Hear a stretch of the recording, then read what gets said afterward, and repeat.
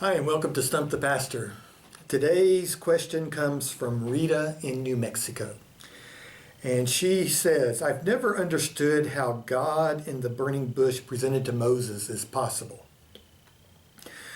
Well, the story that Rita is talking about occurs in Exodus, the 3rd chapter, where you remember Moses had been in charge in Egypt, but he fled Egypt after murdering an Egyptian who was beating a Hebrew slave. He ends up going to a place called Midian, where he marries a local woman and spends a few years herding sheep for her father. And then the story picks up that tells us that he was on the far side of the desert near the mountain of Horeb. Any of you that have ever been in worship here at Pilgrim know that I often say mountains are a dead giveaway in the Bible, that something is extraordinary is about to happen. And what happens next will be the first of many theophanies that Moses will have.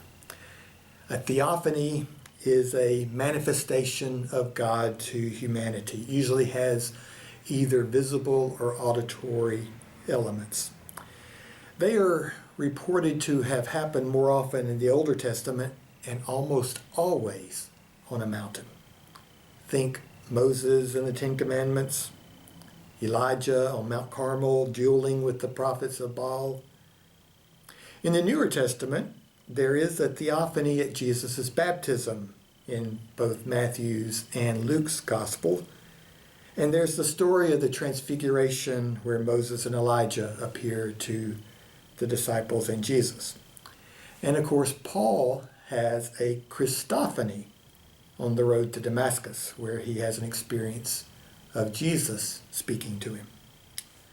So visual, physical manifestations of God and hearing God's voice are often parts of religious experiences, actually across the world spectrum of great faiths. Sometimes they are pointed to by people of a religious faith as evidence that they are favored by the divine. And sometimes these moments mark important milestones in faith development, like Moses receiving the Ten Commandments, or Jesus at his baptism, or Paul's vision that Christianity was no longer a movement to persecute, but to join.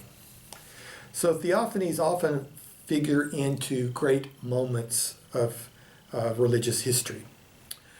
I want to encourage my fellow Christians to focus our energy on how God uses us to make our world a better place, rather than searching for theophanies as proof of faith. You see, creating a better world is the heart of our faith journey. Those moments of insight, experiences of closeness, and thrill of God's presence, well, those are the dessert of our faith journey. So returning to Moses and the burning bush. We never know when we are ready to receive God's presence and experience that grace in such a powerful way that it breaks into our experience and consciousness in manners that surprise us. I have never had God appear in a burning bush or anything quite like that. But I have experienced a transformative moment where something became clear, or I felt God's closeness in a way that caused a shudder to run up my spine. So for me, I treasure those moments as gifts.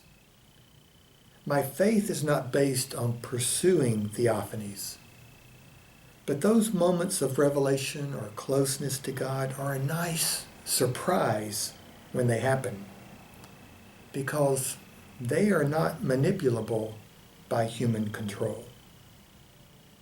So could Moses have had an awakening of some kind while coming upon a fire in the desert?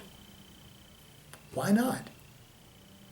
Maybe this murdering, fugitive from justice, reluctant prophet was simply ready for God's presence to slide into his awareness. But here's the thing. We don't need burning bushes to experience God's grace and presence. It's available whenever we are ready to receive it, like right now. See you next time on Stump the Pastor.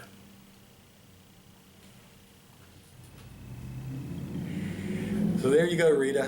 What do you think? Or the rest of you, have you got questions that you've been thinking about, ideas that come to mind? Let me know about them. Send them to me at my email address at Stump the Pastor. We'll see you next time.